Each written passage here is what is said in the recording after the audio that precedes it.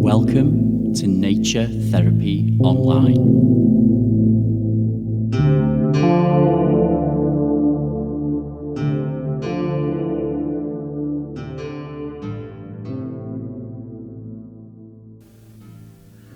Hello there, folks, and welcome to episode 35 of Nature Therapy Online.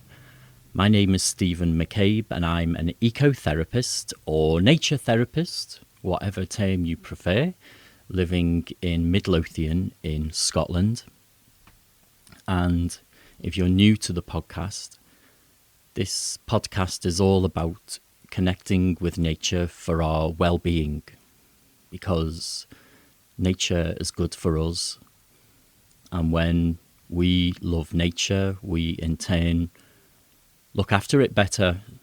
It's a reciprocal relationship that's good for us and good for the environment around us. And it's also a scientifically proven fact that when we connect with nature, our anxiety levels can go down. We might not feel so depressed. We might not feel so alone, stressed out. All of these things can be helped just by recognizing our place in the universe and recognizing that we're small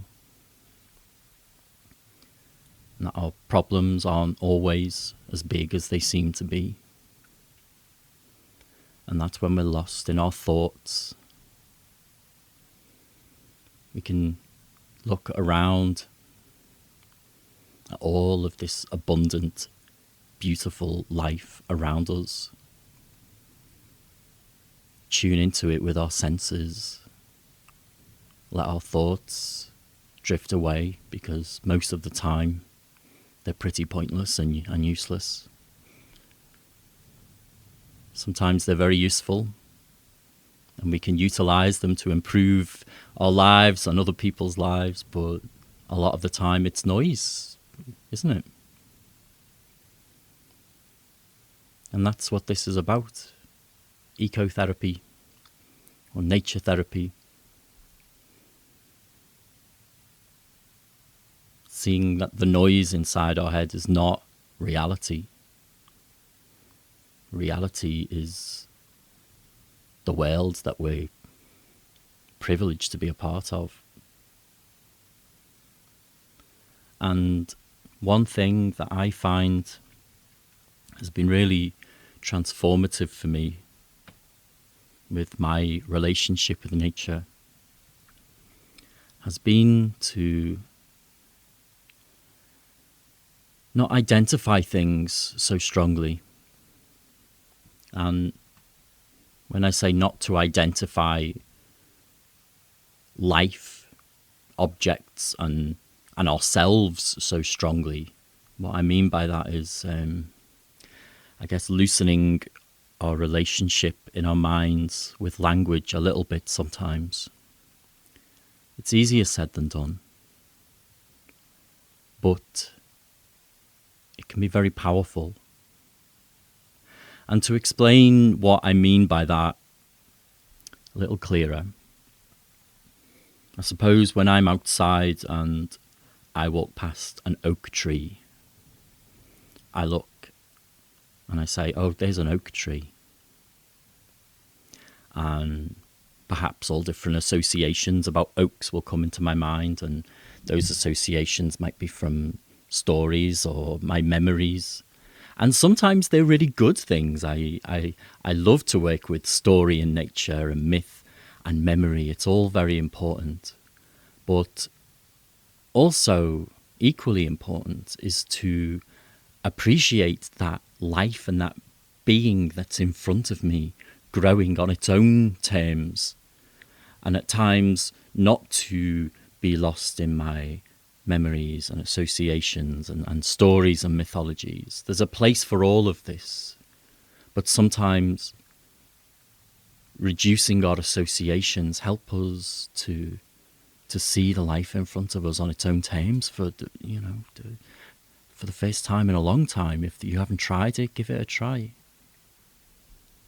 And that can be by walking and describing mentally to yourself what you see, rather than describing things with the terms that we humans have given to them to make our lives easier. So I want to do a little experiment with you for this episode. So right now I'm in my house in the attic, and I'm stood up and I'm looking out of the window over into my back garden. And usually this is the place where I record podcasts. When I record them indoors, I usually record up here. But as you know, I often record podcasts outdoors as well.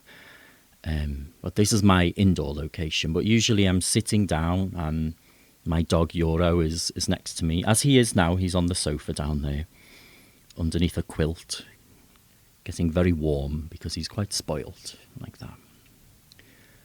But I'm going to look out the window here today rather than sit on the sofa with the dog, and I'm going to describe to you the world in front of me without using the words that spring to mind, without identifying. And we'll see what happens. So as I look out of my window here, the first thing that I can see is a structure moving up out of the ground. And this structure has many wooden lines that are reaching up. There must be a bunch of 20 or 30 wooden lines and sticks all growing out of the ground together like a family of thin wooden sticks.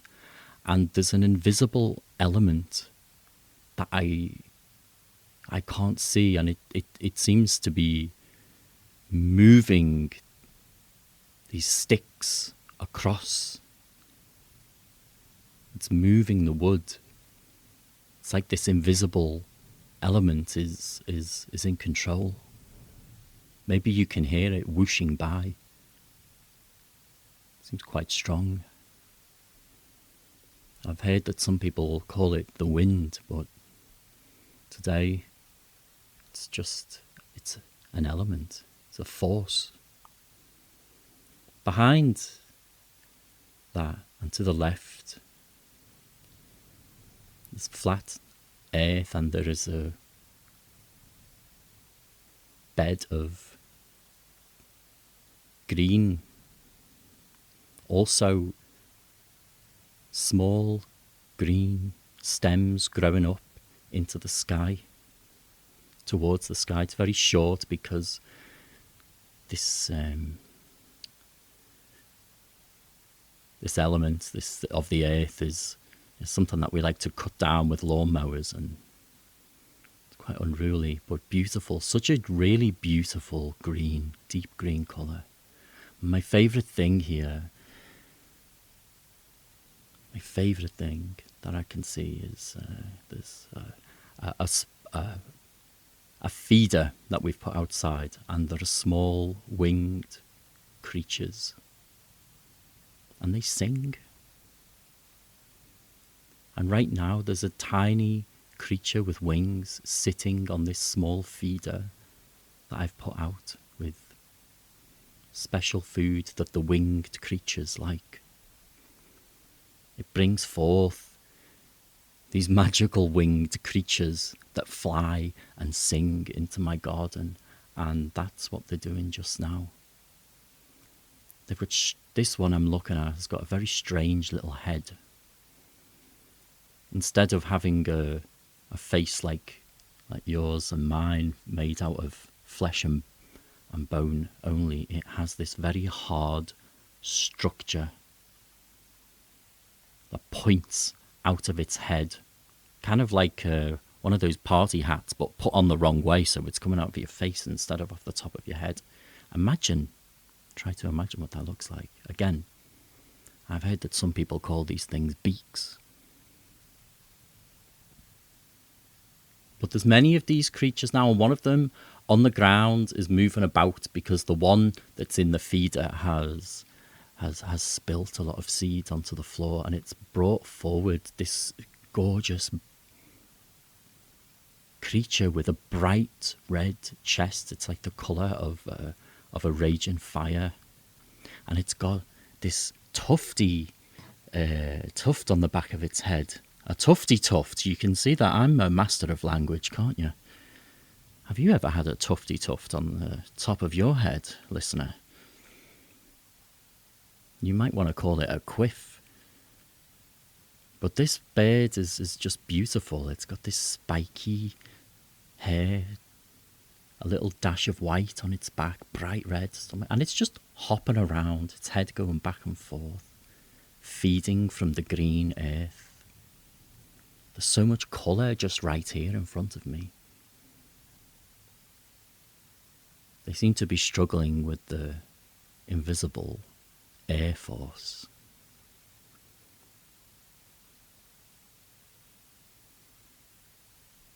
I want you to, today, maybe even right now if you can, maybe you can take a look out of a window. Or maybe if you can't, you might want to close your eyes and picture a local scene. And try to tune in with all of the life around you without giving it names, without talking about shrubs and the wind and birds and trees and all of these labels we give to things, and just recognizing this one big variety of life that we can't fathom and that we don't really understand where it comes from or how it comes to be, why it came to be, all these different forms. Just take a moment. Think about all of the ways that the force of life shows itself. Through the wood that grows to the sky, through the singing creatures that fly, the unseen creatures underground, digging and burying away.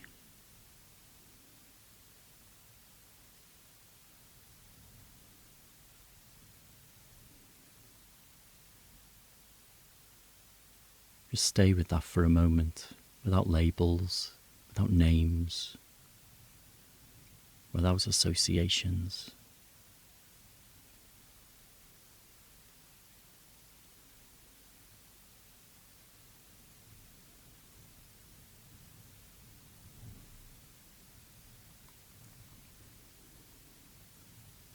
I'm going to leave that thought with you. And I would like you to try this on a trip outdoors this week, folks, if you can. Just appreciate life as much as you can. Label it as little as you can. See it as fellow life.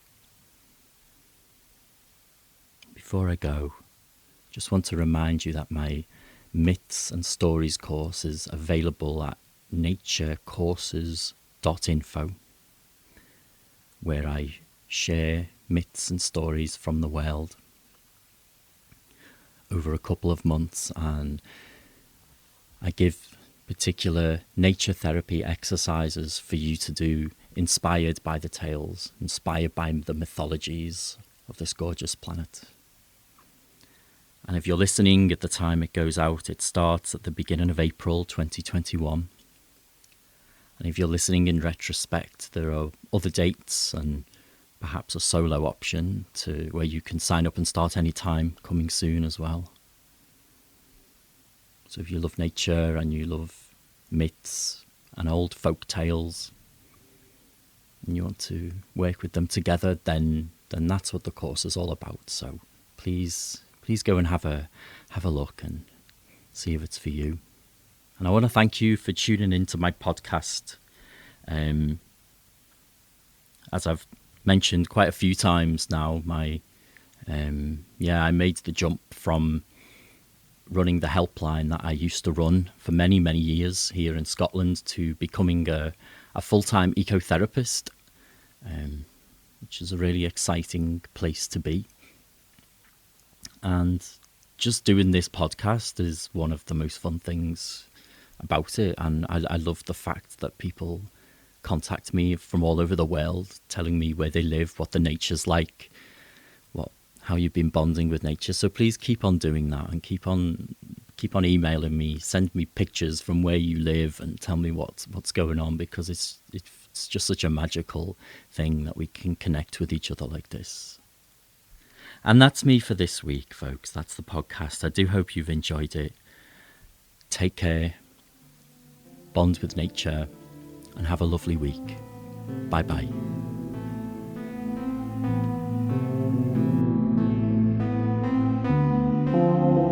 Visit me online at naturetherapyonline.net.